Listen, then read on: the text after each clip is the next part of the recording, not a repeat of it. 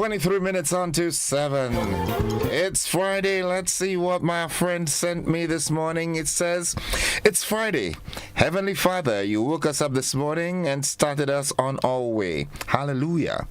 Without your mercy and your grace, we wouldn't have made it to another weekend. Thank you, Jesus. We praise you in advance for healing us, protecting us, guiding us, and for your many blessings and unmerited favor. May you open doors for those seeking employment, supply financial blessings for those who are barely making it, and bring hope to the hopeless. Thank you for the precious blood of Jesus. In his name we pray, amen. And my flesh and let me get this right. My flesh and my heart may fail, but God is the rock and strength of my heart and my portion forever. That's Psalm 73 verse 36. May God continue to bless you in every area of your lives and cover you and your family with the precious blood of Jesus, in Jesus Christ's wonderful name. Amen. Good morning. Have a lovely day. Thank you, Rev. Thank you.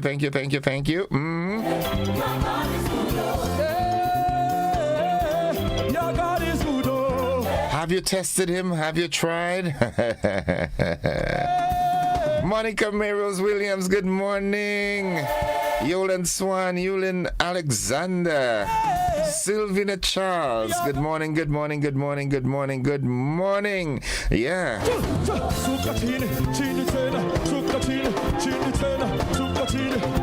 The word of the day today, that word is virtuous. Virtuous. virtuous, virtuous, and it means having high moral standards. Virtuous, having high moral standards. In a sentence, we can use it this way: she was known for her virtuous and kind-hearted nature. Let me hear you make a time for yeah, having high moral standards.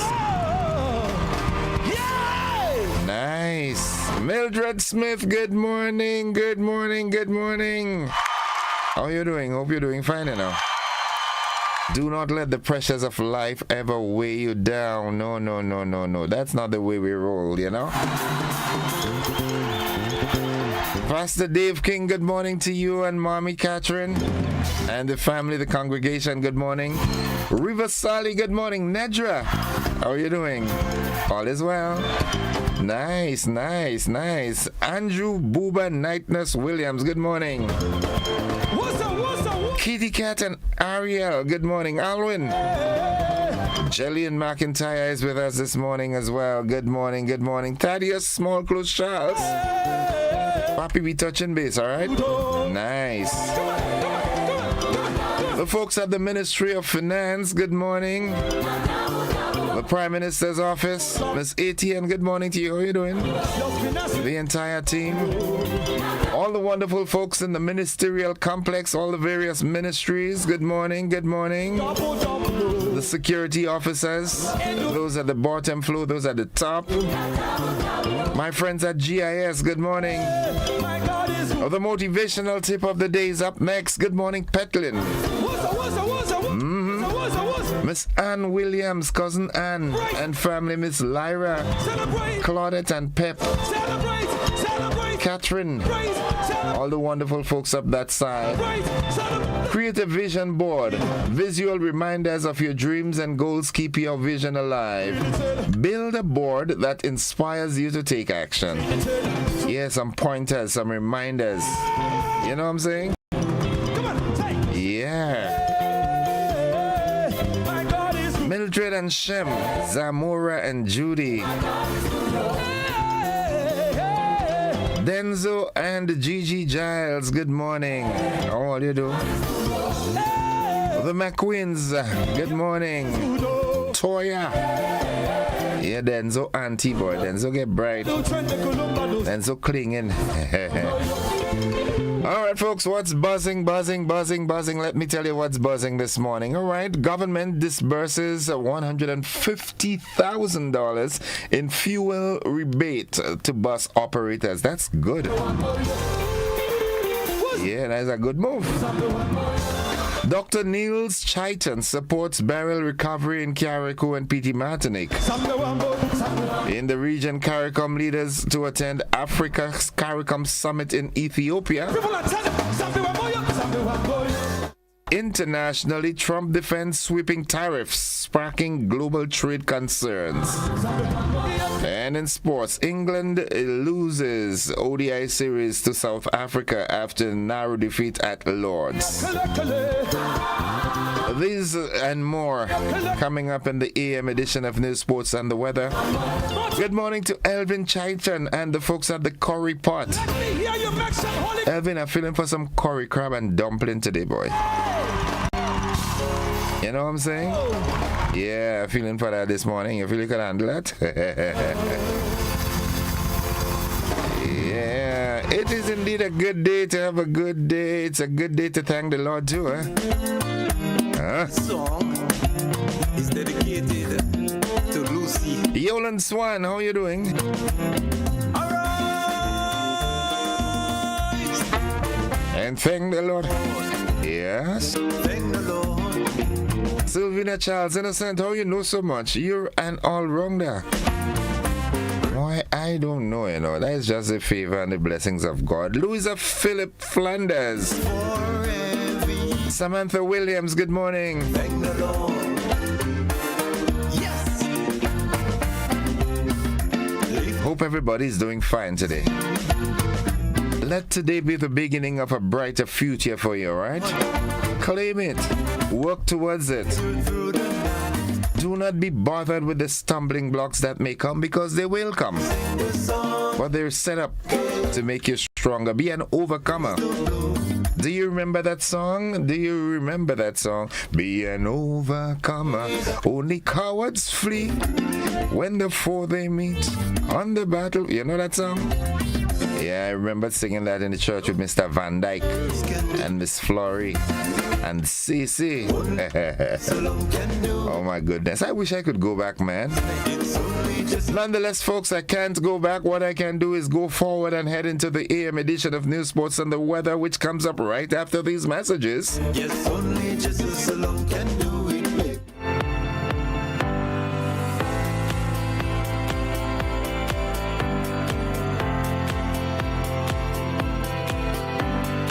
Freedom is driven to pursue that passion that keeps you up at night and makes you smile in your sleep. Freedom is bold to embrace the possibilities that can open up your world and conquer new heights.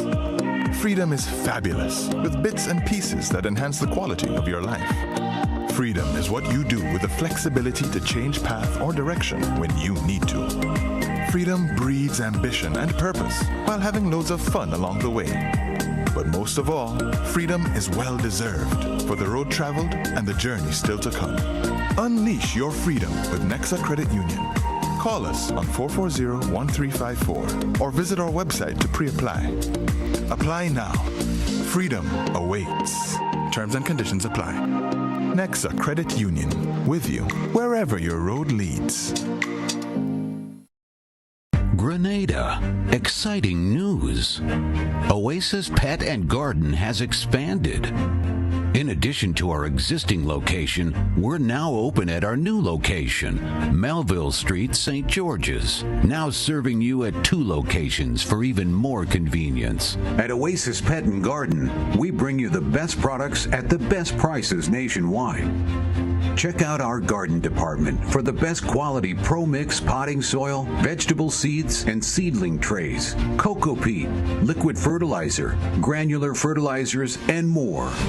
Our livestock and livestock products are the highest quality and the best prices in Grenada. Championship glory awaits as the world's greatest athletes are converging on the world's greatest platform in Tokyo, Japan. The likes of Kerani James, Anderson Peters, and Lyndon Victor. 3 titans ready to clash in the ultimate battle. Who will reign supreme? Will it be Kerani's speed, Anderson's precision, or Lyndon's power?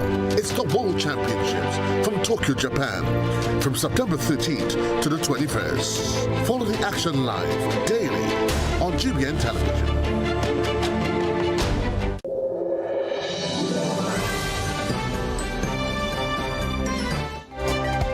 This is the GBN Morning News for today, Friday, 5th September 2025. Coming up in the news, government disburses $150,000 fuel rebate to bus operators. Dr. Niels Chaitin supports barrel recovery in Carriacou and PD Martinique. In the region, CARICOM leaders to attend Africa CARICOM Summit in Ethiopia. Internationally, Trump defends sweeping tariffs, sparking global trade concerns. And in sports, England loses ODI series to South Africa after a narrow defeat at Lord's. The details to these and more are right after these messages.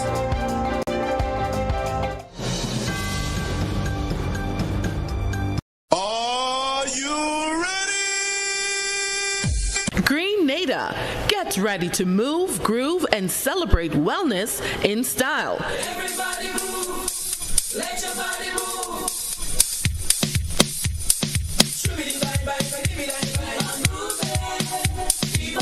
This Saturday, September 13th, join us for the Caribbean Wellness Day Health and Wellness Walk, starting 3 p.m. sharp at the St. Paul's Police Station. Powered by the legendary Wagity sound system, we're walking through St. Paul's Main Road into Hope Vale and ending at Lavery Junction with a high-energy musical cool-down. Enjoy fresh fruit, ice-cold water, and good vibes all around. Bring your crew, bring your kids, bring the whole family. Everyone's invited to walk. Mark your calendar, Saturday, September 13th at 3 p.m. Let's walk for wellness, walk for life. See you there.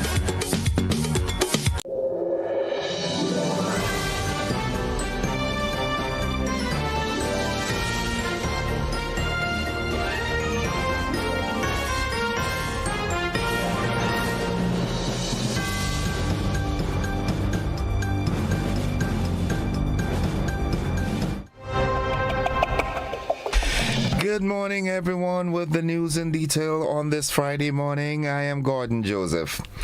Grenada's Prime Minister, Honorable Deacon Mitchell, will be among regional leaders heading to Addis Ababa, Ethiopia, this weekend for the second Africa CARICOM Summit.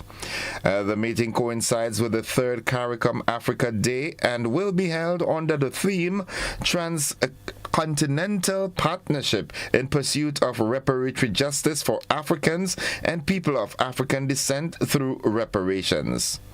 The summit, hosted at the African Union headquarters, will bring together CARICOM and African heads of state and government alongside representatives of the World Bank, IMF, the African and Caribbean Development Banks, and the Afri-Exim Bank. United Nations officials, civil society, diaspora organizations, and other global partners are also expected to attend. Key events include a high-level session on reparations, a joint meeting of African and Caribbean health ministers, and a diaspora gathering led by Caribbean nationals in Ethiopia. The opening ceremony on Saturday will feature addresses by the incoming chair of CARICOM, Dr. Terence Drew, CARICOM Secretary General Dr. Carla Barnett, and the UN Secretary General Antonio Guterres. Plenary sessions and a global debate will be other key features of the summit. In Carriacou and PD Martinique, renowned international social and behavioral interventionist Dr. Niels Chaitin is leading efforts to address the deep emotional toll left by Hurricane Beryl. The July 2024 storm destroyed more than 95% of homes and facilities on the Sister Isles, leaving residents traumatized by the loss of property, livelihoods, and in some cases, loved ones. Dr. Chaitin, through his organization Motive 8 for Change International, is conducting community and individual sessions to help residents manage trauma, anxiety, and despair. With a background in social and behavioral sciences and years of experience in rehabilitation and social development, Dr. Chaitin is working to empower families and communities to cope with the aftermath while building resilience against future disasters. Prime Minister Deacon Mitchell has extended congratulations to the leaders of Guyana and Jamaica on their re-election victories. On behalf of the government and people of Grenada, Prime Minister Mitchell saluted Guyana's President Dr. Mohamed Irfan Ali and Jamaica's Prime Minister Dr. Andrew Holness. He said their victories demonstrate the confidence their citizens have in their leadership and vision for a national development. Prime Minister Mitchell added that Grenada looks forward to strengthening ties with both countries as CARICOM continues to pursue resilience, inclusion, and sustainable growth. He reaffirmed Grenada's commitment to regional cooperation, noting that solidarity remains vital to advancing prosperity across the Caribbean. And finally, the government of Grenada is providing direct financial relief to bus operators through the Grenada Transport Commission. Registered members of the National Bus Association are receiving a fuel rebate of $3.50 per gallon. To date, more than $150,000 have been disbursed. Officials say the initiative is designed to lower operating costs for bus owners while helping to keep fares stable and affordable to commuters. That concludes the local segment of news. Stay with us at the regional and international developments, along with the sports and the weather. They are straight ahead.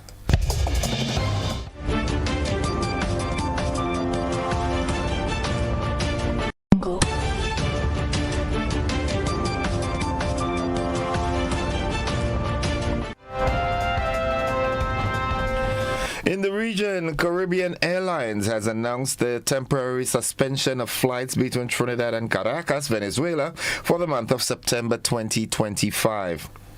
The affected flights include services on September 6th, 13th, 20th, and 27th. These include flight BW300 from Trinidad to Caracas and flight BW301 from Caracas to Trinidad.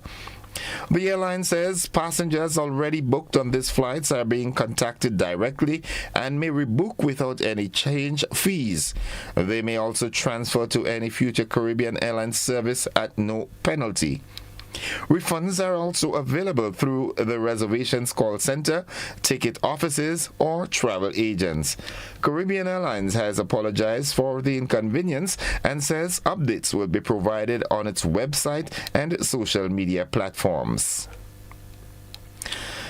The St. Luke Foundation and all little brothers and sisters have announced the reopening of St. Damien Pediatric and St. Luke hospitals after the release of 8 hostages who were kidnapped from St. Helene Orphanage in Kenskoff, Haiti last month. The victims, abducted on August 3rd by the Vive Ensemble gang, included Irish missionary Gina Hirati and a 3-year-old child. They were freed after more than 25 days in captivity. In a joint statement on August 29th, the faith-based non-profit organizations, St. Luke Foundation and Our Little Brothers and Sisters, announced the ordeal ended safely. Still, it was extremely traumatic for all those involved, officials said. The groups declined to say whether a ransom was paid, adding only that the situation concluded safely. Now looking further afield, Robert F. Kennedy Jr. has defended his leadership of U.S. health agencies in a fiery hearing as lawmakers grilled him over his vaccine policies and other sweeping changes. During 3 hours of testimony, Democrats accused the U.S. Health Secretary of lying and restricting Americans' access to vaccines. Several Republican senators also raised concerns. The hearing comes a week after Kennedy fired the leader of the U.S. Centers for Disease Control and Prevention, the CDC, in a clash over his vaccine policies. Since taking the helm at the Department of Health and Human Services in February, some of Kennedy's decisions have alarmed health experts. And finally, on the international scene, U.S. President Donald Trump says his sweeping tariffs on most of the world will create jobs in the U.S., boost the American economy, and bolster Washington's tax revenues. But some experts have warned that they could also push exporters towards other countries like China and risk rising or raising prices for American shoppers. Agricultural brokers have told the BBC that they have seen a surge in interest in trade with China from exporters around the world. Brazil, which is the world's biggest producer of coffee, has been slapped with a 50% U.S. import tax. It is one of the highest tariffs imposed by Washington and risks making the world's biggest economy less attractive for Brazilian exporters. It means that China has now become a shining light for Brazil's coffee exporters, thanks to its growing coffee culture and enormous market. The supply chain specialist Hugo Portes told the BBC. Now that's the regional and international developments. Stay with us, folks. The sporting highlights are straight ahead.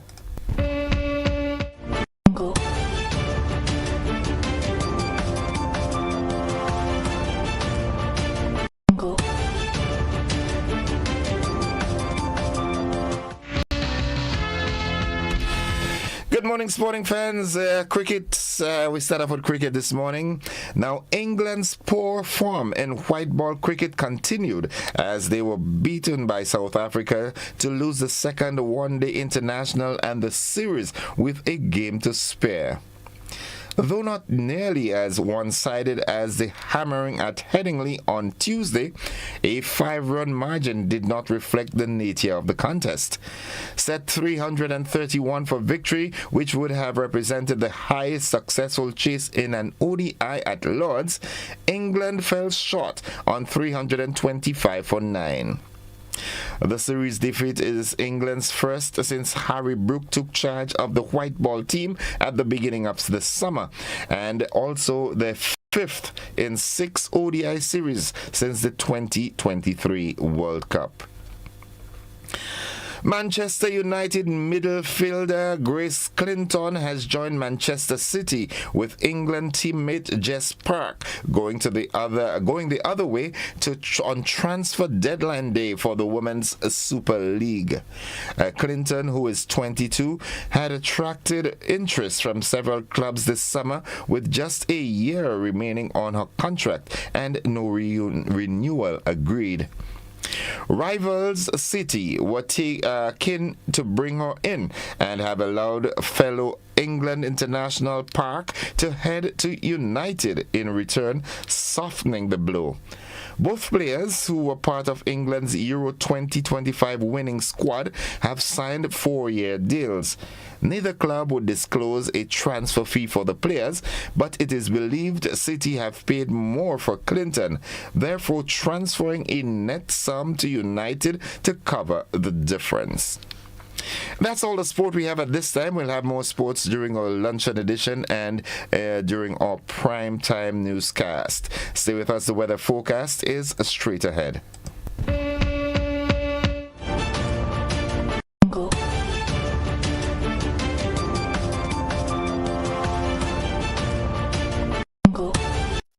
Whether you're refreshing a bedroom or giving your home a bold new look, the Color Shop has the perfect paint and tools to make it happen, inside and out. With quality finishes for every surface and accessories to match, we make painting easy from start to finish. Whether it's a DIY weekend or a contractor starting a brand new project, the Color Shop is the trusted choice.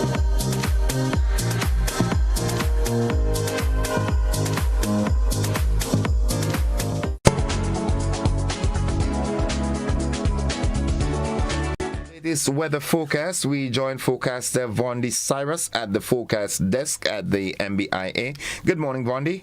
Good morning to you and to your listeners. Here is the weather for today, Friday the 5th September 2025. It is a partly cloudy morning at the MBIA. Winds are from the east-southeast at 13 miles per hour. Barometric pressure is 1013.9 millibars. That is above normal and rising. The present temperature is 27.8 degrees Celsius. Relative humidity is 86%. Yesterday's maximum temperature was 31.1 degrees Celsius. Last night's minimum temperature was 26.3 degrees Celsius. Over the past 24 hours, there was 1.7 millimeters recorded at the MBIA. Hence, the total for the month goes to 38.4 millimeters. Now let's look at the public forecast valid for today and tonight for the state of Grenada. The weather is expected to be partly cloudy with brief, isolated showers increasing in frequency overnight. Winds east-northeasterly to east-southeasterly at 10 to 20 miles per hour. Today's maximum temperature is expected to be 31 degrees Celsius. Seas are slight to moderate with waves 3 to 5 feet in open waters. Tides will be low at 9 a.m. and high at 2:45 p.m. Sunset today 6:14, sunrise tomorrow 5:56. Just to recap the public forecast valid for today and tonight for the state of Grenada, the weather is expected to be partly cloudy with brief, isolated showers increasing in frequency overnight. From the Meteorological Services, this is Vondi Cyrus. Have a great day. Thank you very much, Vondi. Have yourself a great day and a fantastic weekend yourself. Folks, it's 3 minutes after 7 o'clock. The weather report came to you with the kind compliments of Rennick and Thompson Company Limited.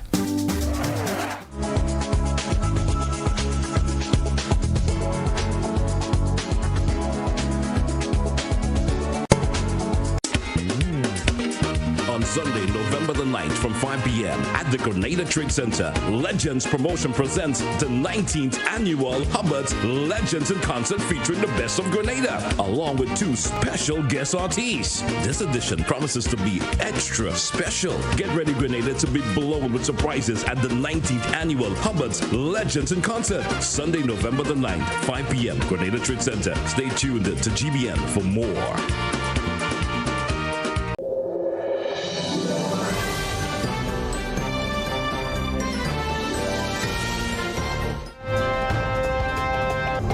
Folks, it's 4 minutes gone past 7 o'clock to end the news, a recap of the headlines. And we hear that, let me get the headlines back up for you. And, right, the headlines, government disburses $150,000 fuel rebate to bus operators. Dr. Niels Chaitin supports barrel recovery in Carriacou and PT Martinique. In the region, CARICOM leaders to attend Africa CARICOM Summit in Ethiopia. Also, congratulatory messages were sent to Dr. Irfan Ali in Guyana and Dr. Andrew Holness in Jamaica on their re-election victory. Internationally, Trump defends sweeping tariffs, sparking global trade concerns. And in sports, England lose ODI series to South Africa after a narrow defeat at Lord's.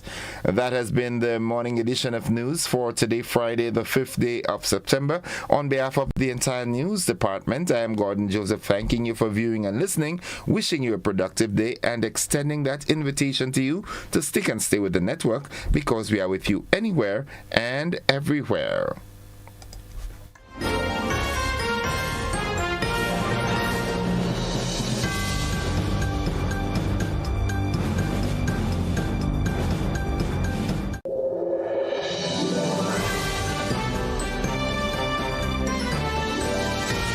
It's a busy world, and we all know the saying, time is money.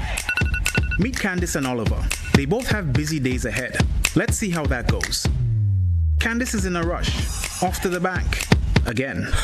Oh, looks like she didn't plan for traffic, or this long line either. Now let's check in on Oliver. His morning starts a little differently. Using his phone, Oliver makes a peer-to-peer transfer and pays his bills, all while having his morning coffee. At the store, Oliver checks his finances with online banking. Candice? Still waiting. Back to Oliver. He stops at the bank to meet his loan officer. While waiting, he schedules a payment and makes a wire transfer. Wondering about Candice? Yup, still waiting. Candice could be like Oliver if she uses Co-op Bank's e-solutions.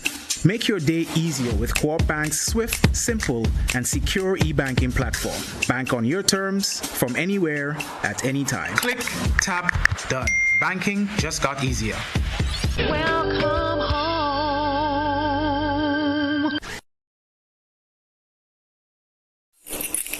Claim your keys, open the door to more than you imagined before. New home, fresh start, make moves and play it smart.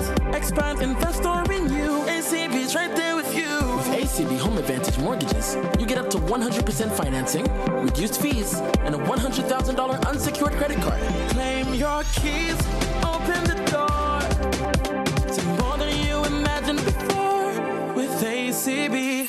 Terms and conditions apply.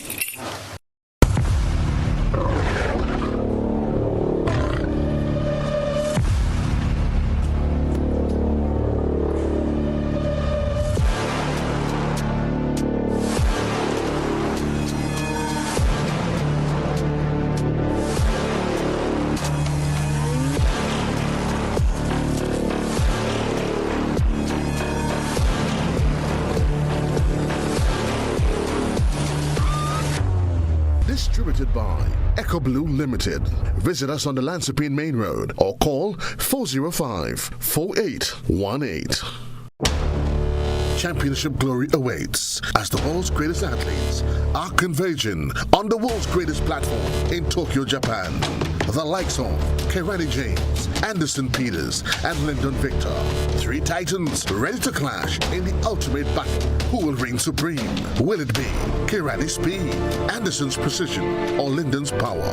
It's the World Championships from Tokyo, Japan, from September 13th to the 21st. Follow the action live daily on GBN Television. Mobility, a common theme woven into the very fabric of human history. From ancient wanderers to modern explorers, our instinct to move, to seek something greater, and to grow has always driven us forward. Imagine a journey into pathways of boundless opportunities and endless possibilities. A collective future where the vibrant rhythms of the Caribbean, rich culture, and welcoming community create unforgettable experiences. Beyond citizenship by investment, we believe in our collective investment of time, resources, and energy that fosters innovation, creates jobs, and enriches lives, driving the growth of an entire nation. The Investment Migration Agency Grenada boasts over a decade of exceptional service and remains committed to guiding you toward global mobility and economic freedom through investment. Your journey becomes our shared story of progress and prosperity. This is an invitation to be part of something greater, something enduring. Begin your journey at imagrenada.gd. IMA Grenada. Unlock the possibilities. GRENLEC Community Partnership Initiative. On behalf of the Ministry of Carriacou and PT Martinique Affairs and Local Government, and by extension the Government of Grenada, we would like to say a heartfelt thank you to the Grenada Electricity Company, GRENLEC, for coming on board with us to partner for the Build Back Better initiative by providing furnishings for the homes. And furnishings include beds, mattresses, and other things, and we want to say that it has positively impacted the residents of those homes who have already benefited, and for those who will benefit, we know that it will positively impact their lives as we work together to recover Carriacou and PT Martinique. GRENLEC, energizing our community. Stumps ready? The biggest party in sports is back. It's Republic Bank CPL 2025. Bowls off August 14th to September 21st. 34 matches, 6 teams, 6 nations. Your Caribbean cricket frenzy. From big sixes to deadly yorkers, catch every boundary, every wicket, every moment. Live on GBN TV and Classic Radio. This is not just cricket. This is CPL 2025. Don't miss a ball. GBN's broadcast of CPL 2025 is made possible by Republic Bank, Hubbard's, GRENLEC, Echo Blue Limited, Demerara Mutual Life, Answer Coatings, and Flow. Are you ready to protect your business from the growing threat of cyber attacks? Join us for a cybersecurity workshop hosted by St. George's Baptist Church in collaboration with TechU Credit Union and Guardian Group on Saturday, September 13th, 2025 from 1 p.m. to 4 p.m., followed by networking. Attend in person at St. George's Baptist Church Conference Room in Springs, Belmont Road, or online via Zoom. Best of all, admission is free. Call 473-423-1533 or email sgbcgrenada@gmail.com to register today. Don't miss this chance to secure your business future.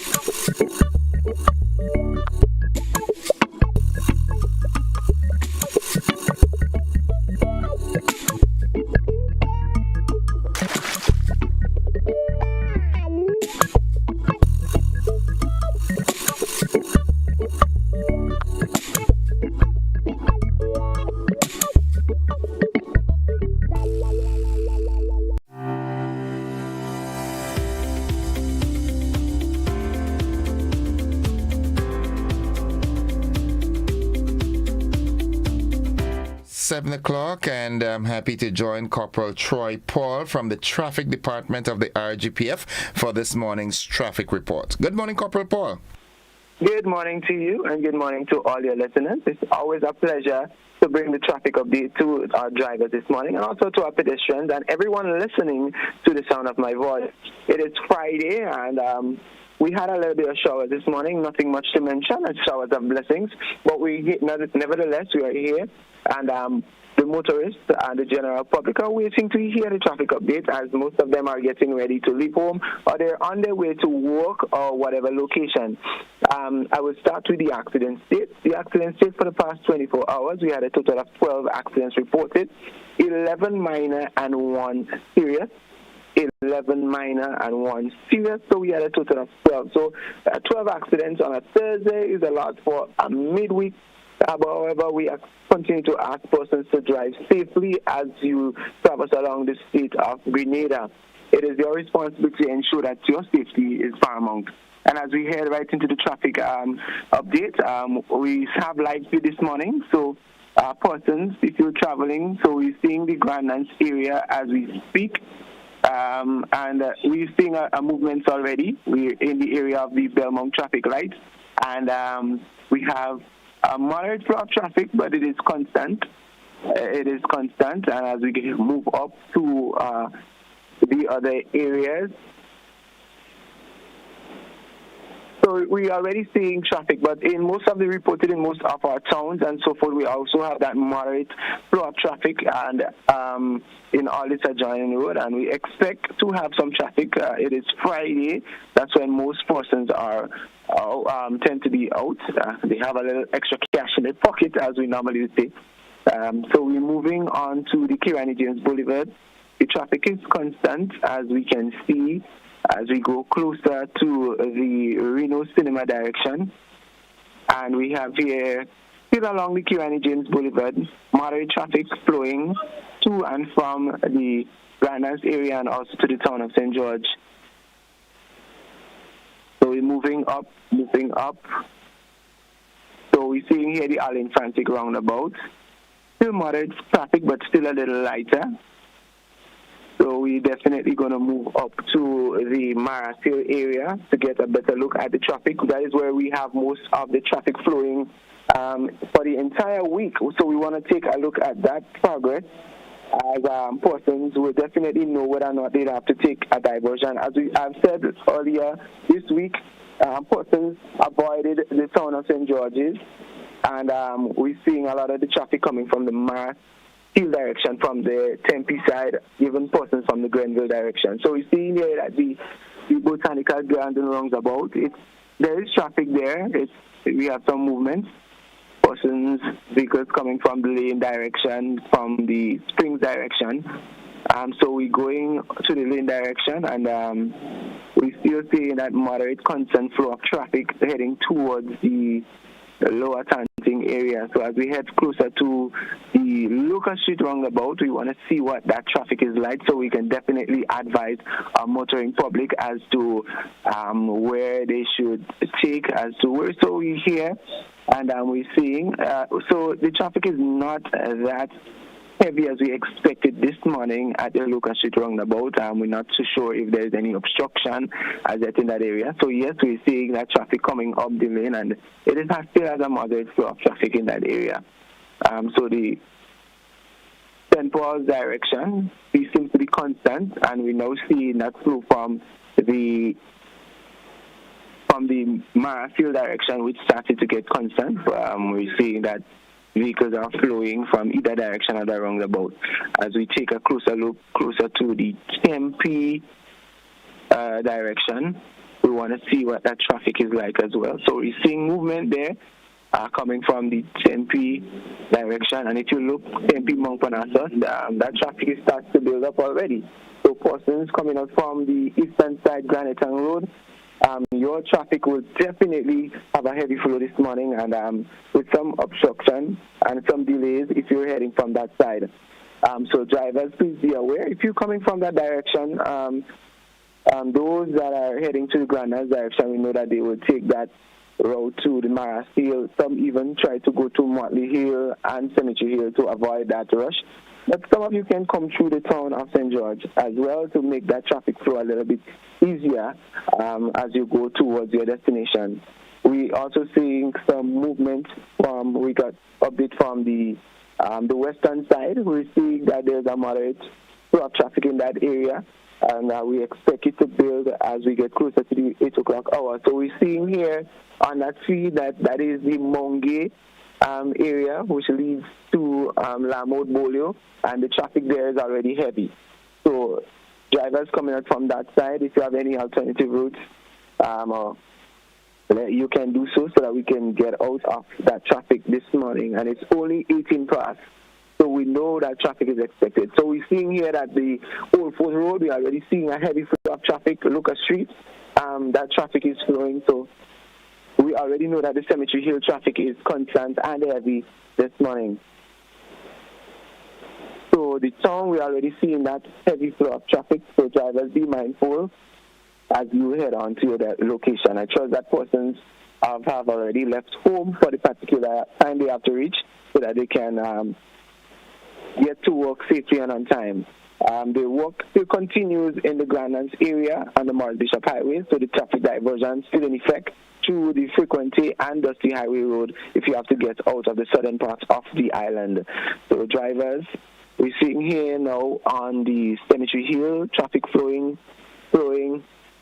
Yeah. So drivers, you have your due diligence to do as you head on to your location. So that traffic was mainly focused in the town area, St. George's area, sorry.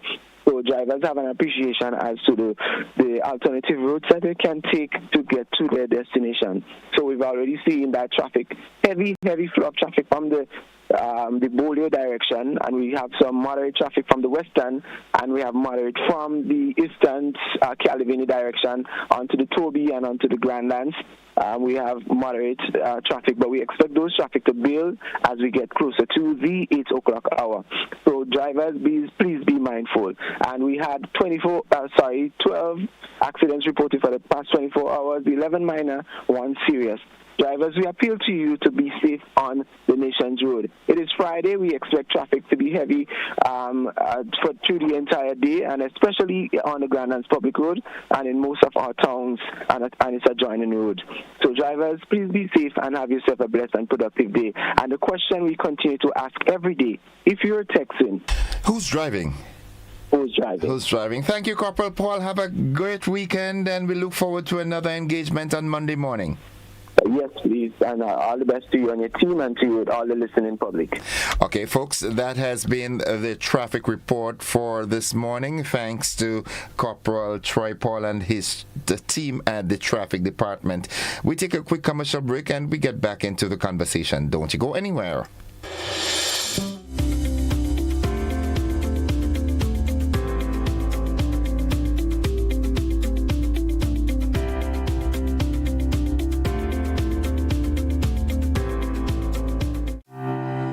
Welcome to Caracou, small in size, rich in spirit. As you step off the boat, you're greeted by smiling faces and warm island vibes. Your adventure begins here.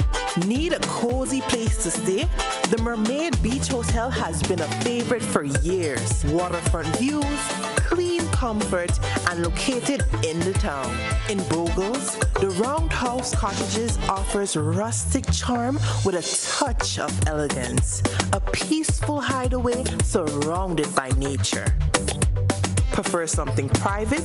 Dong Island Villas gives you space, sea breeze, and a home away from home feel. Wake up to the sound of waves and views that stretch for miles.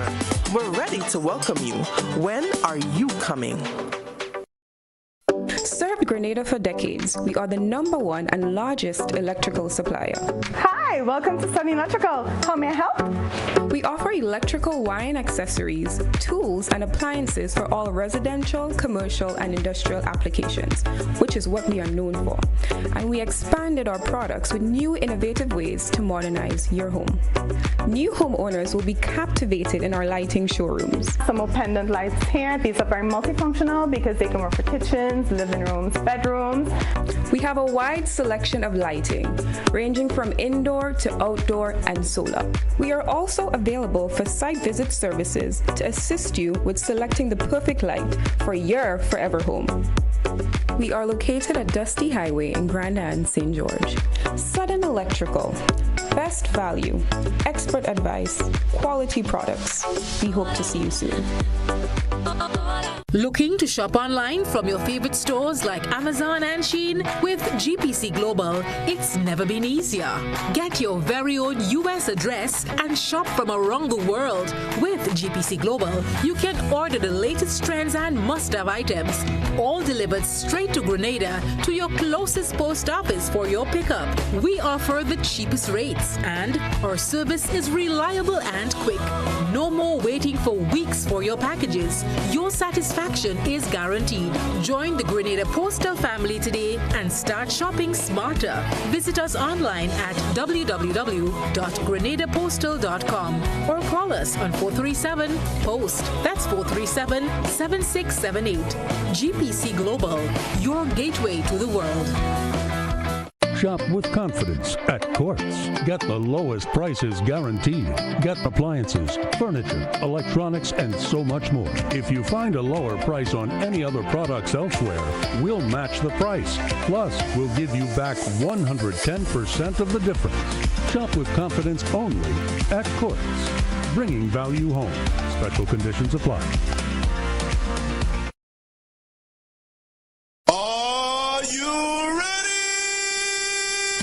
Grenada.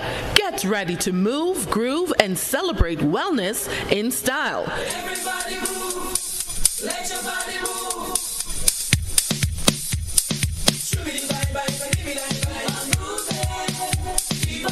This Saturday, September 13th, join us for the Caribbean Wellness Day Health and Wellness Walk, starting 3 p.m. sharp at the St. Paul's Police Station.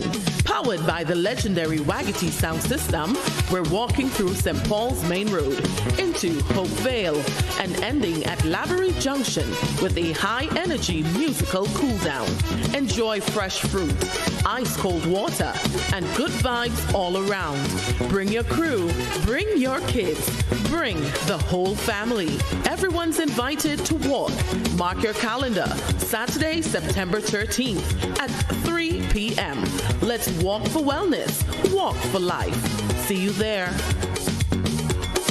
GRENDEC, Community Partnership Initiative. On behalf of the Ministry of Carriacou and PT Martinique Affairs and Local Government, and by extension the Government of Grenada, we would like to say a heartfelt thank you to the Grenada Electricity Company, GRENLEC, for coming on board with us to partner for the Build Back Better initiative by providing furnishings for the homes. And furnishings include beds, mattresses and other things, and we want to say that it has positively impacted the residents of those homes who have already benefited, and for those who will benefit, we know that it will positively impact their lives as we work together to recover Carriacou and PT Martinique. GRENDEC, energizing our community.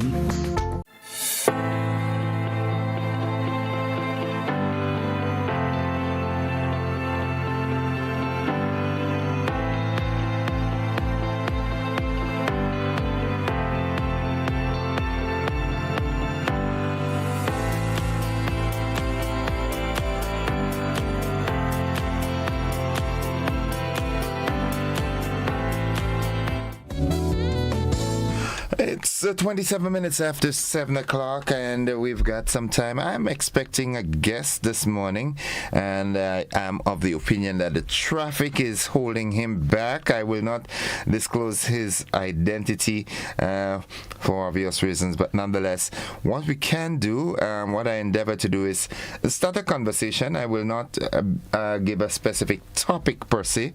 I'm going to have an open line if there's something that you would like to discuss or share.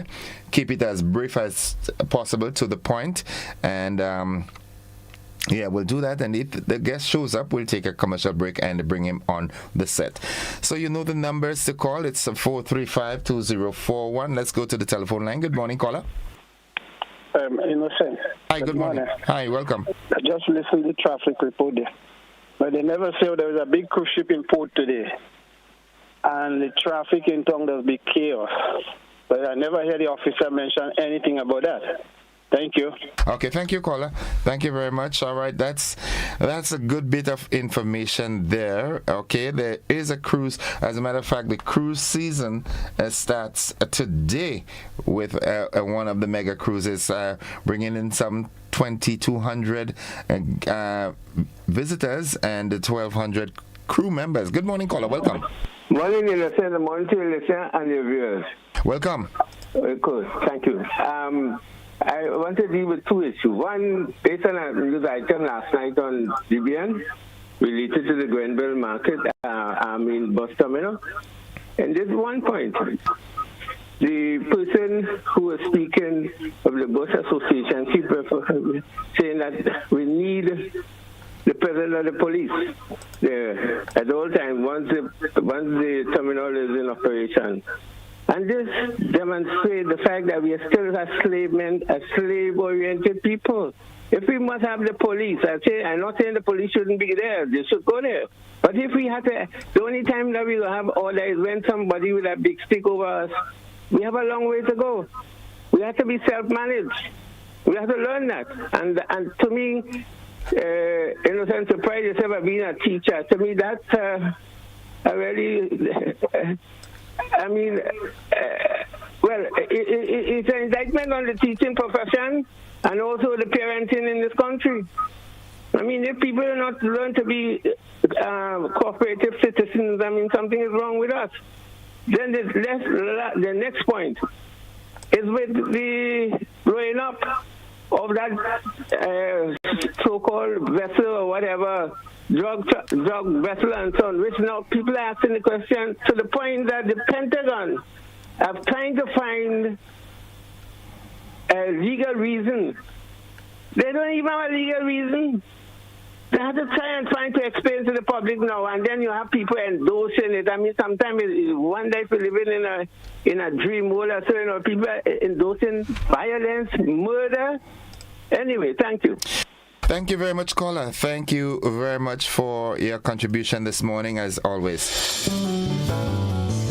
30 minutes after 7 o'clock, and we're having just an open discussion this morning, something of interest that you'd like to raise. Here is your opportunity. Like I said, keep it brief and specific. Good morning. Things to talk about in this here country. Welcome. Thank you. I want to spot a little light on an item just raised by the last caller. I didn't really want, but I have to do that. Beware of deep fakes, brothers and sisters. Beware of deep fakes. The Hollywood syndrome plus artificial intelligence. What you saw there in that video is a makeup thing, right? That's not true. That's a pretext made by the Hollywood experts, the Department of War of the United States, to thief people head. Yeah? But, quickly, let me just touch these other local points. Mr. Joseph, I'm seriously concerned. I'm not prepared to rest on it until I get the hyper-academic pseudo-intellectual charlatans that have bluffed these people with these two shithole orders that are passed in the parliament of this country. Read the modification to the constitutional document. You know my position on this latrine pamphlet. We should never be swearing to king. I am clear on that. For years now saying chuck the king. But Mr. Joseph, they did it wrong. They breached the Constitution. The same Constitution which they always boast about. And the supreme law, Section 106 of the Constitution that was imposed upon it. And until we listen, the same set of people come back and thief in the people's head. Bring them out to prove to me and to you, Mr. Joseph, that a schedule of a statutes, be it law, act, bill, law, constitution, can be separated from the principal clauses of said constitution or statute or contract. They have to prove that to us. The thief we had, they are liars. You know, I'd rather live in a country by the rule of law. But if we had to live in a country by the rule of untrustworthy lawyers, oh no, brothers and sisters, we can't let them do that to us. We can read the English language equally. And let me tell you something, brothers, the English language is not difficult. Studying foreign language can be considered difficult, but then after a time you override it. You surpass it. They lied to us. We had to kill that bill. Not bill, but kill that law. Because it's stupid, it's ridiculous, it has solved no problem in this here country. It's still a constitutional monarchy and has established in Section 23 of said Pitlatrine pamphlet. The king is the head of the parliament, the king is the head, I refer to the legislature, the king is the head of the executive, Section 57. What has it changed? They're seeking the legacy, but I'll tell you, all they're exposing is the putrescent deceit. We have to teach them to respect the people of this country. They don't know it all. They are crazy, giant, blind jackasses outside there who can defy them because we're sufficiently qualified to do that with knowledge of the official language of the country in which the constitutional document has been written. Mr. Joseph, do have a nice day, will you? Thank you. Thank you very much, caller. Thank you very much. It's 26 minutes on to 8 o'clock. We take a commercial break, and when we come back, my guest has arrived.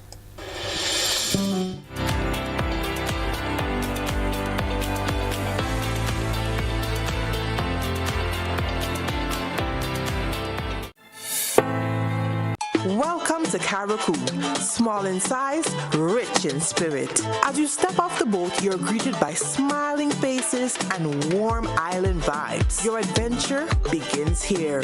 Need a cozy place to stay? The Mermaid Beach Hotel has been a favorite for years. Waterfront views, clean comfort, and located in the town.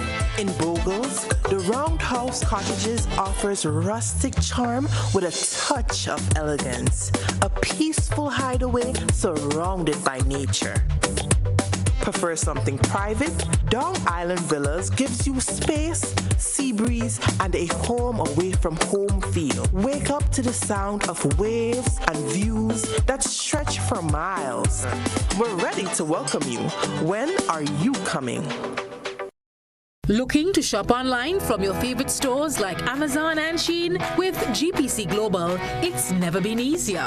Get your very own US address and shop from around the world. With GPC Global, you can order the latest trends and must-have items, all delivered straight to Grenada to your closest post office for your pickup. We offer the cheapest rates, and our service is reliable and quick. No more waiting for weeks for your packages. Your satisfaction is guaranteed. Join the Grenada Postal family today and start shopping smarter. Visit us online at www.grenadapostal.com or call us on 437-POST. That's 437-7678. GPC Global, your gateway to the world. Shop with confidence at Quartz. Get the lowest prices guaranteed. Get appliances, furniture, electronics, and so much more. If you find a lower price on any other products elsewhere, we'll match the price. Plus, we'll give you back 110% of the difference. Shop with confidence only at Quartz. Bringing value home. Special conditions apply. Served Grenada for decades. We are the #1 and largest electrical supplier. Hi, welcome to Sunny Electrical. How may I help? We offer electrical wire and accessories, tools, and appliances for all residential, commercial, and industrial applications, which is what we are known for. And we expanded our products with new innovative ways to modernize your home. New homeowners will be captivated in our lighting showrooms. Some more pendant lights here. These are very multifunctional because they can work for kitchens, living rooms, bedrooms. We have a wide selection of lighting, ranging from indoor to outdoor and solar. We are also available for site visit services to assist you with selecting the perfect light for your forever home. We are located at Dusty Highway in Grenada and St. George. Sudden Electrical. Best value, expert advice, quality products. We hope to see you soon.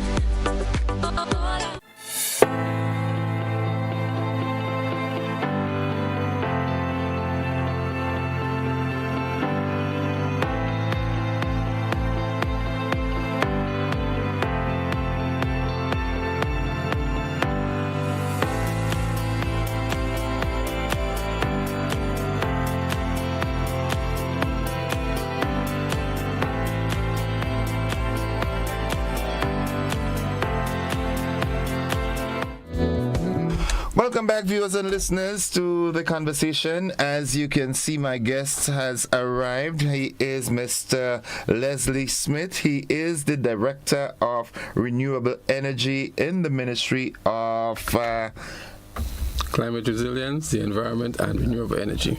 Good morning, sir. Welcome. So good morning to you, Mr. Joseph, and good morning to all of your lovely listeners and viewers.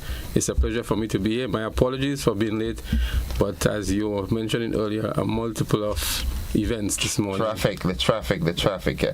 All right. Let's get the ball rolling by asking this. In your portfolio as a Director of Renewable Energy, what does your work entail? So the Director of Renewable Energy has a humongous portfolio to coordinate and manage all of the initiatives to transition in this country to renewable energy. And renewable energy in itself is a very wide area. So it regards to the policy areas, advising government on policy, negotiating, capacity development, looking at public awareness and educational activities, and managing a unit that can propel Grenada towards all of those targets that the country has set with regards to its nationally determined contributions, the Grenada Sustainable Development Plan 2035, and how we can merge and integrate all of that with the wider society for the greater good of Grenada. So it's a very, very complex area.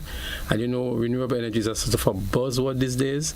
So we know what the energy situation is globally, what it is nationally, and how people are willing and wanting to transition into these cheaper and most sustainable forms of energy. And from your experience being in that area for quite a while, do you think Grenada is ready, or do you see signs of Grenadians recognizing the importance of gravitating towards renewable energy? So the facts are there to show, the numbers are there to show. From since 2022, when a number of fiscal measures were put into place, we've seen a huge and exponential increase in the renewable energy uptake. And that is driven principally by the high electricity costs that we have, and also people's conscious effort to want to contribute towards this protection and enhancement of our environment. And so we've seen a big shift now. A number of persons are going in that direction. Some people have done it to make money. Some people it's just for lowering the electricity cost. And so we've set ourselves targets. We're on the way, but we still have a very long way to go. There are some complexities within the system that is still hindering the full adoption and application of the technologies. But by and large, we've come a very long way in terms of bringing renewable energy, particularly solar PV, to the Grenadian public. And what is going to be the real game changer is when we establish our geothermal plant. But that has some years to go still. So in the meantime, we're looking at the low-hanging fruits, the solar PV on distributed rooftops, and that is making an impact thus far. So if I were to give you some numbers, at the moment, 10% of our installed capacity for generating electricity is solar PV. Wow. We want to be 100% by 2035. Geothermal is going to be a big game changer in that mix, but we've seen tremendous amounts of solar PV been put on rooftops by private individuals, and also we have a program within government that is bringing that kind of relief to people. Okay, and what would you say are the main hindrances besides the what should I say, bureaucratic problems that we're having in terms of making that smooth transition? What would you say are some of our main hindrances to full-fledged getting to that 100%? So the primary prohibiting factor is cost and finance. Upfront cost is high, and not everybody could afford to make that investment. So what government has done is step in with fiscal incentives. So there's 100% concession on all renewable energy equipment. So from the panels to the nuts and bolts and racks, the wires, inverters, batteries, whatever it is that is related to renewable energy, there's absolutely no duties or concession or taxes on those. And that has been a means of lowering the cost for the end users, or the prosumers as we call them, and contribute towards the uptake of that. The second factor is our capacity. We still do not have enough trained and certified solar PV installers, so we have a lot of people doing it, but in terms of training and certification, the rank and file or the majority of these persons don't have that level of certification. So that's another issue. And maybe the third issue is the lack of acceptance of some people to want to move in that direction. You know, not everybody jumps on the bandwagon and wants to contribute towards the cause.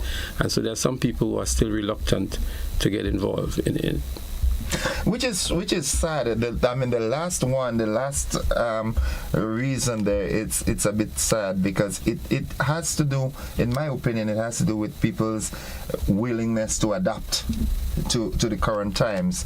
But everybody is complaining, not bashing Grenlec. Grenlec has their role, but most people are complaining that the electricity bills are coming too frequent and they're too exorbitant. Yet throughout, here is that opportunity where you can get that same power cheaper. But that's saying old habits die hard. Yeah, and if you think it's bad for solar PV, think about EVs, electric vehicles. The perception is even worse. But I want to say that one of the first things that we can approach in reducing our electricity consumption and cost is what we call demand-side management. How you use your energy, what equipment you purchase, your behavioral patterns. Do you switch off? Do you turn off? Do you program? Right? And if you reduce the amount you consume, obviously, the expectation is that the cost will go down. We know cost is relative to the price of fuel. But the first step is to reduce your consumption. Avoid consumption, reduce consumption. You get lower amounts of consumption for the month. The expectation, once the prices remain stable or lower, you will pay less at the end of the month. And why? I was having a conversation with a friend of mine in Grenlec earlier in the week, and she was breaking down to me the number of units that I'm using daily. And I'm saying, so what do I cannot deal with the heat. I have to have air conditioner running. Yeah, so the number of things we can do. So we categorize them into three areas. We have what we call no-cost measures, And then we have low-cost measures, and then we have investment-type measures, right? So a no-cost measure, a simple one is just turning off the light. That doesn't cost you anything. Another one is what temperature you program your air conditioner. Put it at 23, 24. That is a no-cost measure. And then we have low-cost measures. Low-cost measures such as changing out your bulbs. Take out the incandescent or the CFLs and put in an LED. That's not a big cost for some people. So those we call low-cost measures. And then we have the investment cost types now, where you might have to change out a whole air condition unit or change out a refrigerator and bring in a new one. Those kind of more energy-intensive equipment. And so people can do it in stages. You don't have to change all your bulbs at the same time. When one goes, you replace that with an LED. So to cushion the effect of having to make that bigger investment up front. And so if people practice a number of these things, some people still have a big transformer in their house just to run maybe the router for the internet. You can switch off that big 5,000 watt transformer that is serving the whole house, put in a 100 watt one just for your router, and save a lot of dollars at the end of the month. So there are a number of things that we ought to do, and we do agree that from the ministry's perspective, we can do maybe a much better job in terms of our public awareness and education, and that will be strengthened in the coming months because we've brought on board new persons now who will assist us in those areas. But by and large, I think the general public needs to be more well informed as some of the things that they can do to reduce their consumption, to move into renewable energies, and to see how they can lower the cost that they are paying for electricity. Now, we know one of the main advantage of moving to renewable energy is finance, the cost of living. All right, that's one of the main. But besides that, for environmental reasons and so forth, what are some of the benefits that can be derived from the renewable energy? Okay, so let me put it into proper perspective. Energy in Grenada is contributing 88% of our total greenhouse gas emissions. Out of that 88%, 44, I think, comes from electricity generation, and the remainder comes from the transportation sector. So road transportation alone is 34%. Marine transportation is 4%, and then you have electricity generation. So there are huge benefits for the country, for our environment, for our people, if we transition to renewable energy or to alternative forms of energy to provide electricity and transportation. And that's where we have our nationally determined contribution with targets and measures in there to allow us to achieve that. So government has taken the first step, as I said, to remove the duties on these items. Government is also providing for persons. We have a program called Solar for All that addresses 5 categories of persons. People who don't have electricity, people who are struggling to pay electricity, and that's why it's called Solar for All. So it doesn't mean that if you earn a lot of money, you could pay electricity. Do you agree with me? 150%. It also addresses persons who have disabilities in the household, single parents with children going to school, and the last category is small agro-processors. Already some people are benefiting from this program. It's not yet fully launched, but we have started it. And so that is another means of bringing energy relief and energy security to a number of persons in the country. Okay. And based on the rate of progress in this renewable energy direction that we are heading, are you satisfied that we will accomplish our 2035 goals? It's a challenge. We can do it. It requires a multi-stakeholder effort. So we have the utility, which is Grenlec.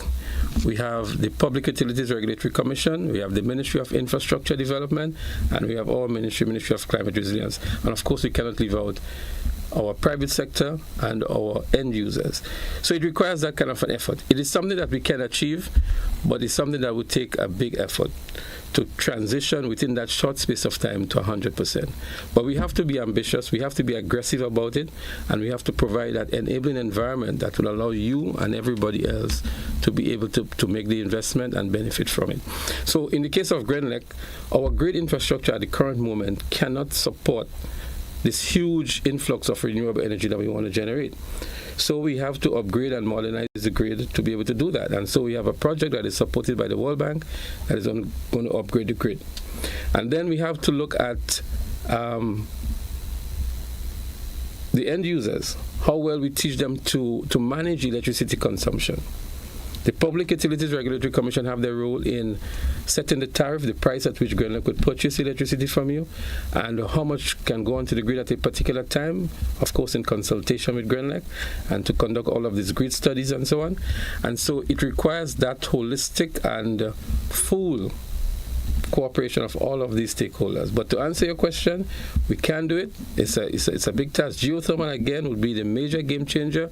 We're currently pursuing a 15 megawatt plant in the middle of the country, and if that plant comes on stream, it can actually supply all of our domestic customers with electricity. So every household can get 100% from geothermal, which is a non-intermittent source of electricity that is constant 24 hours, unlike the sun and the wind that we don't have all the time. Yeah.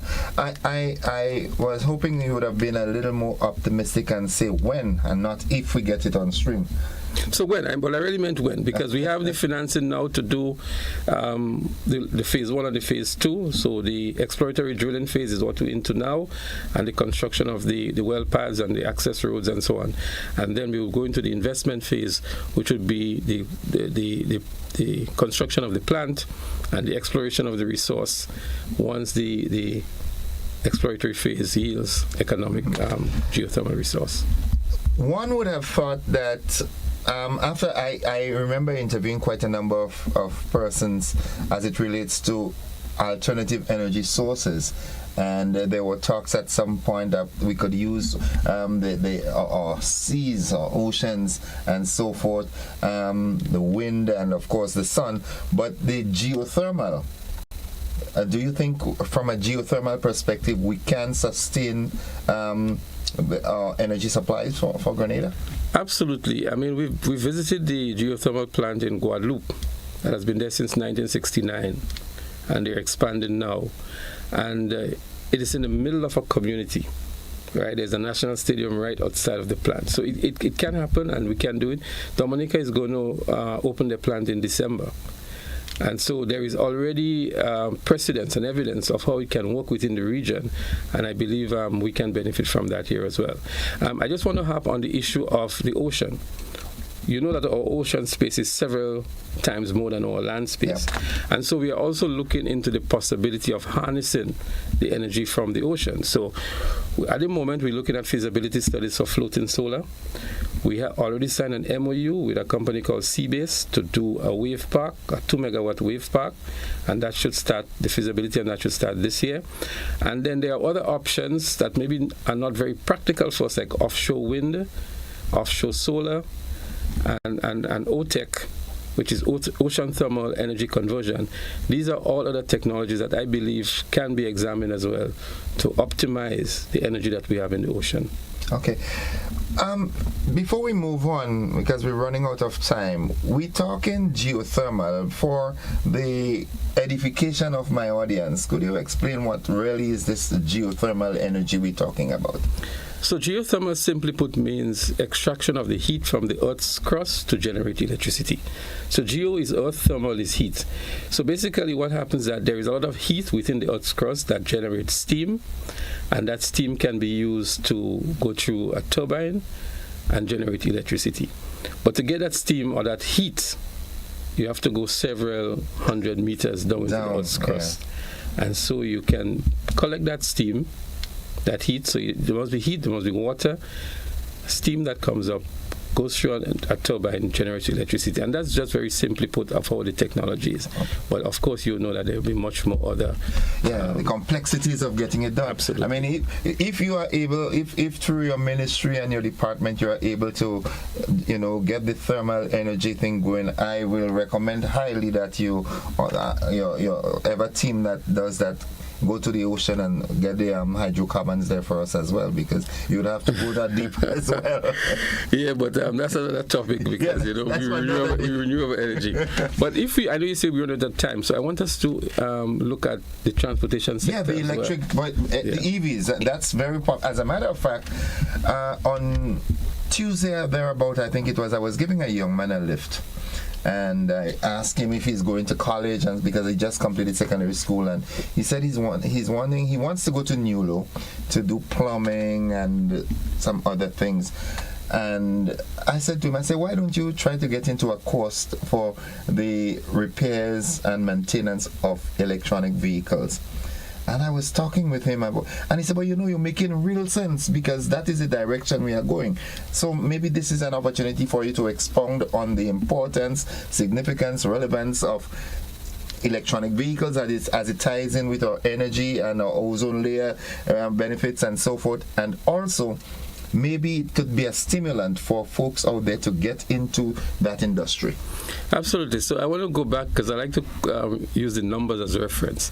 So since 2022, again, we have seen an upsurge in the number of electric vehicles and hybrids on our roads.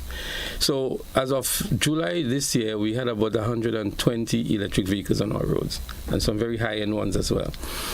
The EVs are even much more than that, in the several thousands. As a matter of fact, as of July this year, EV importations surpass gasoline or ICE importations into Grenada. So 51.9% of our total imports were a combination of EVs and hybrids as compared to the internal combustion engine. So it means that what we are doing here is bringing great fruits with regards to EVs and hybrids. Now, the issue about EVs and the maintenance and the training and capacity is one that is of grave concern to many persons. So persons are apprehensive because they're saying, why are we pushing or promoting EVs and there are no trained mechanics or technicians to service and maintain these vehicles? So we have addressed that in a way already. June 23rd to 24th this year, we had our first Train the Trainers Level 3 EV and hybrid repair and maintenance. We had 12 of our, I call them technicians, not mechanics, attending this course. And then further to that, we sent 3 to St. Lucia, 2 to Jamaica to do the level 4. So we now have a solid cadre already of trained technicians, unlike the misconception that people have that we have nobody. But further than that, some of the private garages and mechanic shops have made their own investment in their technicians. Some of the car dealers have done it to upskill them and to train them for this new and emerging market. So I'm not too concerned about it. I recall the days when we had carburetor engines and we were moving to injectors and so on, and people were saying, how would these roadside mechanics attend to these vehicles? That never became an issue. Almost everybody has a laptop now that they can do their own diagnostic. And so I believe that will happen. But truthfully, in terms of care and maintenance of electric vehicles, there's not much to be done. If you pop the hood, there's nothing there to touch. It's an electric propulsion motor that's sealed. There is no nut to tighten, no bolt, no oil change. There's absolutely nothing for you to do. Hold on. Coming to think of it, I am starting, have you mentioned that I'm starting to feel like I'm Stone Age now. Because I really never really pop the hood of an EV. So you have an opportunity to do that on Tuesday next week, which is World EV Day. And the ministry has what we call an EV Expo in front of the mall, under the theme Demystifying EV, Producing Awareness, Driving Change. And we're going to have all of the EV car dealers there. We're going to have the ministry there with information about all of these myths and the facts about it. And the financial institutions would also be there telling people how they can access financing for electric vehicles. And as we speak about financing, in a sense, I just want to let the public know that at the moment, it is actually cheaper to land a hybrid or an electric vehicle into Grenada as compared to the corresponding internal combustion engine vehicle. And that is as a direct result of the fiscal incentives, the concessions that have been offered for electric and hybrid vehicles. And that is the reason why we see now that in this year so far, there are more electric and hybrid vehicles imported into Grenada than internal combustion engine vehicles. So we're going to provide a lot more information on that next Tuesday in front of the mall. And then on Saturday, the Esplanade Mall. Okay. And then on Saturday, we have what we call an EV rally or EV motorcade going around the entire island to create more awareness of EVs. And let me just give one benefit, because you asked about benefit. With electric vehicles, they do not use gasoline. So that's a huge savings for you there. You know how much you spend on gasoline. And you don't have that. Even if you charge your EV from electricity that is produced by Grenada from diesel, it is 50% even cheaper than having to buy gasoline. And let me give you a case in point. I was speaking with a person with an electric vehicle a couple of days ago. He has an electric car and he has a small SUV. The both of them on a full charge of the electricity on the battery, and a full charge tank can give him the same amount of mileage. But he's spending $25 to charge the battery and $150 to fill his tank of gas. Right? And he can go around maybe the country 2.5 times on a full tank of gas and a full charge. But compare $25 to $150. And you know what's the other advantage? Little or no maintenance on an electric vehicle. There's no oil change. There's no servicing that you do every 3 months or whatever. Suspension parts are the same, but in terms of an engine compared to a motor, there's a huge difference in the cost of maintenance. So let me ask this. In terms of the infrastructure to keep them going, what's the usual lifespan of a charge? Because one of the concerns people may have is that we, in the US and other places, you know that there are regular intervals where you have charging ports and so forth, where you can pull up and charge your vehicle. I don't know the arrangement, whether it's charged or whether it's free, but we don't have that sort of infrastructure in Grenada at the moment, or not that I know of. So right, so let me demystify that as well. So if I go back to the example I gave a while ago with the $25 as opposed to the $150, the guy said he charges once per week. Where does it charge? Right, so he charges from home. But I will come to the charging infrastructure that you're asking, right? Okay. But I just wanted to make that comparison. Now, in Grenada, we have, in my estimation, over 30 public charging stations that is done by private investors. At the ministry, we have 4 for the ministry's vehicles. But we have a project, we have 2 projects, one by the ministry, one by UNEP under the Jeff 7, that is going to put, the one on the Jeff 7 is going to put 12 charging stations throughout Grenada, and the one that we have at the ministry would do even more than that in public spaces. And these would be powered by solar PV as well. So it makes it a totally sustainable and renewable energy approach. We're going to also install some fast chargers. So we have at least, I think, 2 fast chargers on the island now that can charge your vehicle 15-20 minutes, full charge. The ones that we have at the ministry are level 2, so you can get a charge in 8 hours. One could give you in 4 hours. But what is going to happen is an issue of supply and demand. As more and more of these vehicles come on our roads, we're going to see more and more of the charging infrastructure rolling out. So we have already identify a number of areas where we are going to be putting these chargers, and before the end of the year you will see a lot of them in these public spaces. So for example, the bus terminals would be a prime location.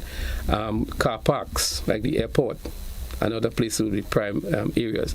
Even within the rural communities. So when I said bus terminals, we have 3 bus terminals on the mainland, we have 1 in Carriacou. So all those are earmarked for that. A lot of places where people congregate, the National Stadium is also a mark for these chargers.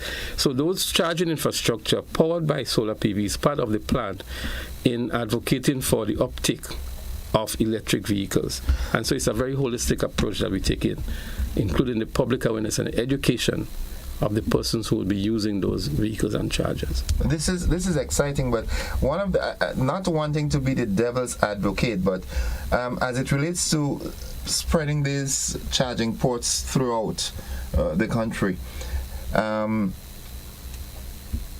vandalism. You see what happened with our public phones. And some of the solar lights we put in the bus stop. How do we mitigate around that? So again, all of us have a responsibility to educate our people and to get them to be more responsible. And it just does not, it's incomprehensible. Why would somebody see a solar light in a bus stop and want to damage it or to remove it? I mean, we see it happening. We see people robbing the batteries of the solar street lights that we have, and people robbing the lights as well. I mean, it's just incomprehensible why people would want to do this kind of thing. So I think all of us, from government, from private sector to the media, has a responsibility to inform and to educate and to get our people to comply with a lot of these things that are particularly for their benefits, you know, and you really want to wonder why people would be thinking in that kind of way. But it's something that we have to take on board. How do we protect the assets of the state and the assets of private people, and how do we get our people to not vandalize these things that are public good, that for their own benefits? Yeah. We had the media, MWAG and by extension GBN. I can assure you that once information is provided to us, we will disseminate, because I think, having been demystified, this is the direction to go. I mean, why would I want to have to change oil and spark plugs? Let me make it easier for you to say. If you, at the moment, you're spending, let's say, $800 on gasoline for the month, I am sure that is enough money that you can pay a financial institution to get an EV, that after maybe 4, 5, 6 years, whatever the term of the loan, you don't have that institution to pay, you don't have gasoline to buy, and that car can last you a very long time. The warranty on the battery is now at 10 years, because that's a concern that some people have. There's always a concern when you buy a used vehicle, what you get. And it's not only for electric vehicles, it's for all vehicles. You buy an ICE vehicle, 3 months the transition goes. You can buy a used EV or used hybrid, and 3 months again the battery goes. So it's what you buy. What's the cost of a battery, average? So average cost is about $4,000 US. It used to be about 8,000, but prices have already dropped. So it's a big cost, right? But a new EV would give you 10 years on a battery. I don't know which battery you could give you 10 years. And if you don't have to buy gasoline for 10 years, even if you save 25% of that, you should be able to buy a new battery after 10 years. Okay. Mr. Smith, I can assure you that you will be back on my program, because I think it is important that we sensitize the public, as it really, someone is trying to get to us. Maybe that person has a brilliant idea. Let's entertain a call. Good morning, caller. Welcome. Yeah, good morning. Welcome to the program. Thank you. Yeah, calling because I'm concerned about it, and I think it could be a good initiative. But at the end of the day, I don't know what amount of research has been done on these hybrid vehicles for us in Grenada and probably some of the Caribbean islands. I'm sure when the makers are making these vehicles, they make them for a market that is essential to their profit. Now, we have a lot of elements in this part of the world, especially Grenada, which at the moment, I will honestly say, I might be negative, but I have no intention of buying one of those vehicles if I have to. For the simple reason is, I don't know if they take into consideration, I'm sure when they're making these vehicles, they didn't take into consideration our situation with the heat, one, with the mountainous climbing, two, and with the state of the road. So in as much as these vehicles in the outer world, they will perform very well and be very economic to buy because of the condition that they have up there. But down here, I could be wrong, and I hope I'm wrong, that these vehicles, yes, they may work good for a period of time, but I believe give it 3, 4, 5 years, we're going to have a problem with these vehicles because of our condition in Grenada and some parts of the region. So that's just my concern. But Smithy, I hope what you're saying is right, and I hope the government could consider then having these vehicles, because you're paying a lot of money, and the price is just for the battery. You have a lot of suspension parts. When a vehicle gets bumped up and knocked up and all kind of things could go wrong. So at the end of the day, that's just my take on it. I hope that whatever is being said and done to the benefit of Grenada and the people of Grenada, because to buy these vehicles it will cost a lot, and to maintain them it will cost even more as to the conventional vehicles that we use now. Thank you very much. Thank you, caller. So I do understand the concern, and I appreciate the concern of the caller. But caller, I would want to take the opportunity to invite you to our EV Expo on Tuesday afternoon from 1 to 5 in front of the mall, where we will be able to demystify a lot of the misconceptions and apprehensions that you have with regards to the range and regards to the issues of the roads and all of that. We have information that we can share with you on that, and that's the purpose of this morning's presence here and what we're going to be doing on Tuesday as well. Because in everything, Innocent, there are advantages and disadvantages. That's life. And we cannot shy away from that. So I'm not here to say that EVs is the next thing after sliced bread, because EVs do have their challenges as well. But the advantages far outweighs these disadvantages of the EVs. And if we were to think of our environment and the future and what we want to live for generations to come after us, we must be thinking moving in that direction. Okay. So they are the naysayers and they are the others, but from my personal conviction, this is a good way to go. Solar PV, EVs. Hybrids is another conversation, because I have my own, although hybrids use much less gasoline and they contribute towards our cause, we want to be able to leapfrog. We want to get people to leapfrog from the internal combustion engines into the electric vehicles. The final thing, I want to say, because I'm here, September 16th is World Ozone Day. And again, the ministry have a number of activities. We will keep the public informed to celebrate World Ozone Day.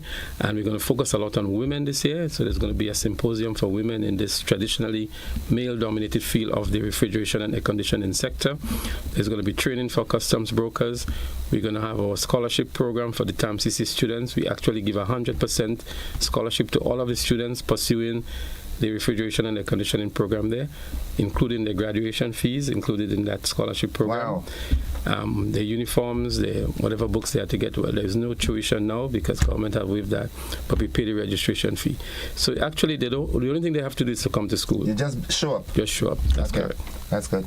Well, Mr. Smith, thank you very much for sharing with us this morning. And I want to use the opportunity while you're here to encourage everyone as much as possible to come on down on Tuesday to get exposed to the electric vehicles. Could we test drives as well? You could. Oh my. Okay. All right. As I like to use the word that my friend used, get demystified. All the doubts and concerns and so forth. Come there, speak with the professionals, speak with the dealerships, speak with the people from the ministry, and get some clarification, and then make that right decision. Absolutely. It's all for a good cause. It's for environment, principally. Everybody's talking about the heat these days, the heat waves. Yeah. And we know what's the cause of that. It's climate change. It's because of anthropogenic activities, man-made activities, what we release into the atmosphere. More and more vehicles on our roads is not only a traffic issue, it's a health issue, it's an environment issue, and all of us need to play a part in curbing this issue for our own health, for our own benefits, and for those who are coming along after us. Mr. Smith, thank you very much for joining us, and I can assure you that once you've got the time, we've got the space and time as well for future engagements. So we look forward to another engagement. Thank you, and I say a pleasant good morning. Drive safely. Join us on the motorcade. Join us on Tuesday, and let's do all we can to protect, preserve, and enhance our very fragile environment. Folks, that's it for the conversation. I have been speaking there with Mr. Leslie Smith. He is the Director of Renewable Energy in the Ministry of Resilience, Energy Resilience, and all the accolades that come with this ministry. We take a quick commercial break and we get back into our regular programming. That's it for the conversation. It's 13 minutes after 8 o'clock.